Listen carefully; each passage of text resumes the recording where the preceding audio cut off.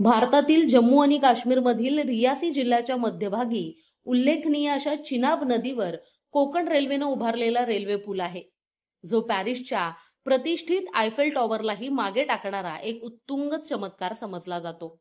आणि हा चमत्कार देखाव्याच्या स्वरूपात बदलापूर पश्चिम परिसरात राहणाऱ्या मिरजणकर कुटुंबानं साकारला।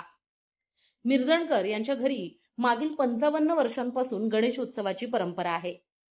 या निमित्तानं प्रत्येक वर्षी गणपतीसाठी वेगवेगळ्या विषयांवर देखावे साकारण्यात सुरेंद्र मिरजणकर यांचा हातखंडा आहे।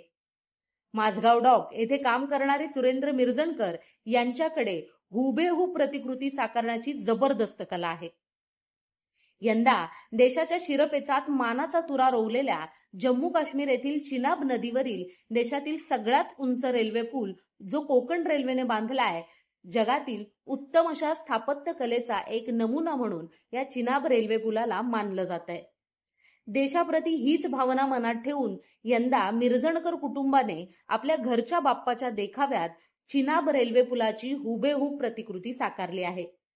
यात बर्फाने आच्छादलेला डोंगर, पुलाखालून वाहणारी शांत अशी चिनाब नदी, नदीवर एक छोटासा साकव पूल आणि देशातील सगळ्यात उंच असा रेल्वे पूल, त्याला जोडून एक मोठा बोगदा आणि या पुलावरील रेल्वे रुळावरून चालणारी एक ट्रेन, जम्मू काश्मीर मधील काही लोक, असा एक सुंदर देखावा या ठिकाणी साकारण्यात आला।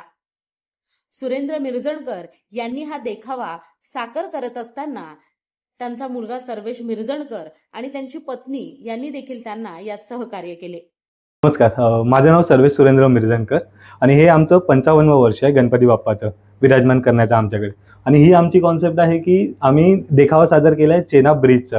मतलब भारताने जगातील सर्वात उंच ब्रिज बांधला, आर्च ब्रिज, तेवढा टन स्टील वापरून त्याचा देखावा आम्ही भारताने एवढा उंच केला, त्यामुळे एक देखावा सादर केला आम्ही की भारताचं हे यश आहे ते आम्ही सर्वांसमोर दाखवण्यासाठी एक देखावा सादर केला आहे। आणि त्याच देखाव्यामध्ये आम्ही पीओपीचा वापर केला आणि पेपर स्ट्रॉ आहे त्याचाच वापर केला आहे, म्हणजे पर्यावरणाला काही धोका होणार नाही याची आम्ही काळजी घेतली आहे देखाव्यामध्ये। आणि हे साधारण आम्हाला बनवायला 25 ते 20 दिवस लागले, म्हणजे माझ्या वडिलांनी बनवलं, सुरेंद्र मिरजणकर यांनी हे सर्व देखावा, हे त्यांचीच कॉन्सेप्ट आहे पूर्ण, आम्ही फक्त हेल्प करत होतो। हा सुंदर देखावा पाहण्यासाठी व मिरजणकरांच्या कृष्णाच्या रूपातील बासरी हातात घेऊन विराजमान झालेल्या बाप्पाचे दर्शन घ्यायला परिसरातून एकच गर्दी झाली होती। लोकतंत्र, बदलापूर। या बातमी संदर्भात तुमच्या प्रतिक्रिया आम्हाला कमेंटच्या माध्यमातून नक्कीच कळवा आणि अशाच प्रकारच्या बातम्या पाहण्यासाठी लोकशाहीचा चौथा आधारस्तंभ लोकतंत्र या वाहिनीला लाईक, फॉलो आणि शेअर करायला विसरू नका। त्याचबरोबर YouTube या आपल्या वाहिनीला देखील सबस्क्राइब करायला विसरू नका।